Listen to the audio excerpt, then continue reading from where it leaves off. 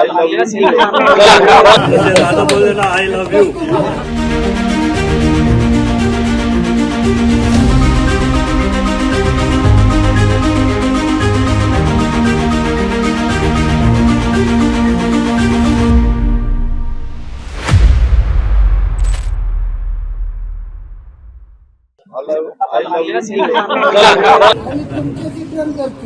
मी पण तुमच्यावर खूप प्रेम करतो. दादा बोलले ना आय लव्ह यू.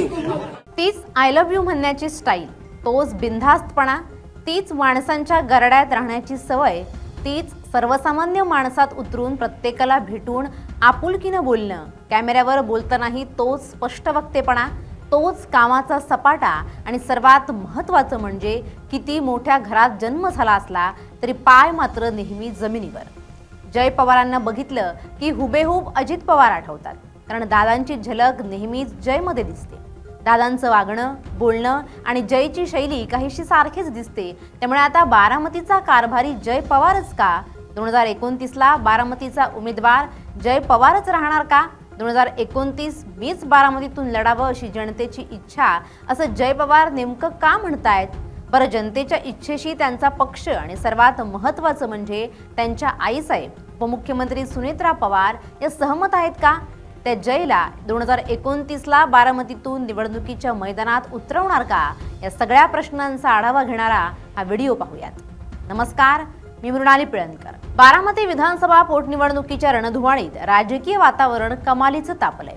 उपमुख्यमंत्री अजित पवार यांच्या अकाली निधनानंतर रिक्त झालेल्या या जागी आता पवार घराण्यातील तिसऱ्या पिढीचं नेतृत्व उदयाला येत असल्याचे स्पष्ट संकेत मिळत आहेत.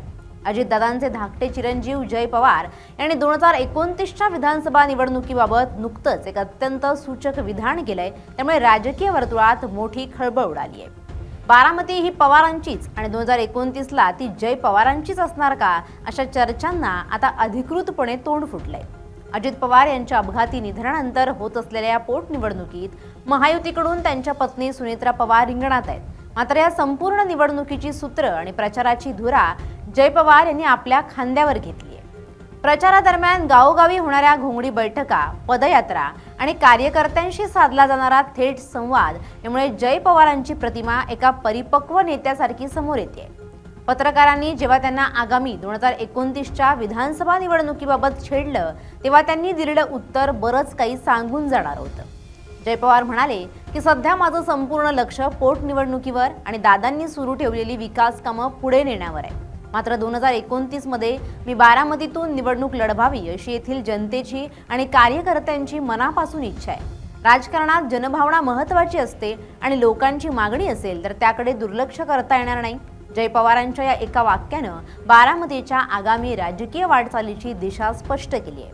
त्यांनी केवळ जनतेच्या मागणीचा हवाला दिला असला तरी त्यांचं हे विधान आगामी काळात बारामती विधानसभा मतदारसंघावर आपला दावा ठोकण्यासारखंच आहे. गावोगावी जाताना बरोबर आहे, दादांनी अनेक वर्ष कष्ट घेतले आणि बरोबर काय मुद्दे होते आणि खरंच वाटलं नव्हतं की दादा आपल्याला सोडून गेले.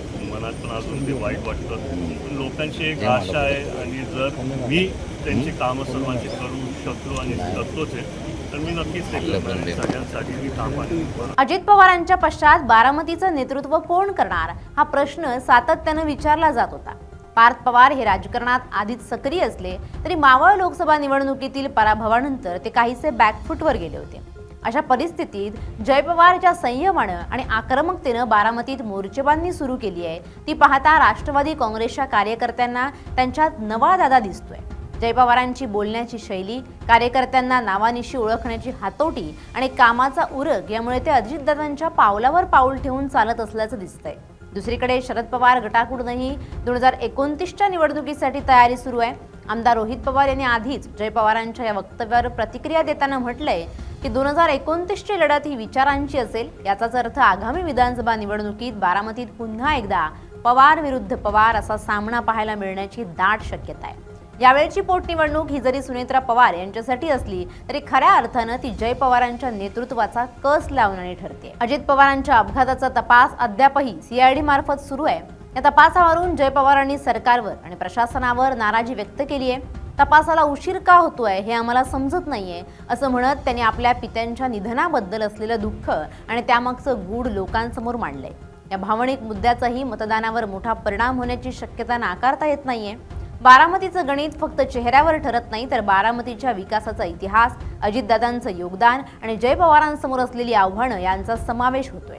बारामतीकरांसाठी पवार घराणं हे केवळ राजकीय घराणं नसून ते एक श्रद्धास्थान आहे. जय पवार याच श्रद्धेला विकासाची जोड देऊन 2029चा गड सर करण्याच्या तयारीत आहेत.